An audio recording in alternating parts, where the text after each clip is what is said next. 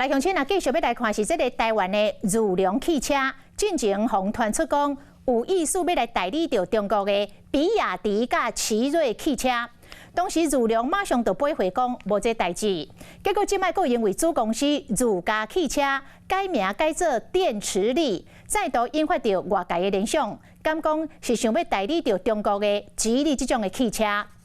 这个儒龙集团是再度来驳回，讲现阶段并无代理销售的业务，讲因若有甲任何新的汽车牌主来合作，会依法来公告。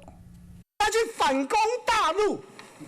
他没办法。 现在反而被中共利用来木马屠城。由于王世坚进前即阵批评本土车厂儒龙哈，毕竟进前捌传出儒龙有意思因为来中国的比亚迪和奇瑞，不过因随驳回，只是即马佮引起热气。 儒龙啊，旗下子公司儒家汽车，互发现已经改名过来，变做电池力汽车。有民众收到儒龙啊交代消息，推测可能是准备代理中国的吉利汽车。那个词基本上跟开车行为也有关系。那电的话，就比较让我们容易联想到，就所谓因为最近电动车市场就在崛起。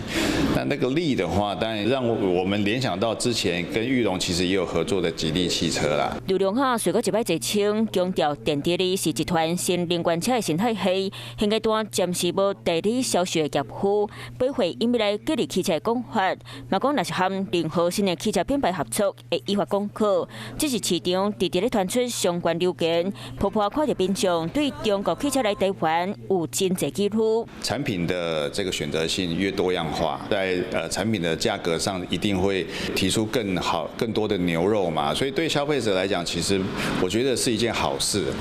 但因为是大陆品牌嘛，那对台湾的一些，比如说国安啊、国防啦，那会有一些安全上的考量。台湾即马无开放中国车进口，不过亲像已经变做中国品牌园区，就甲零件摕来到台湾岛，就惊可侪中国汽车未来成功进军，和台湾本土产业受到影响。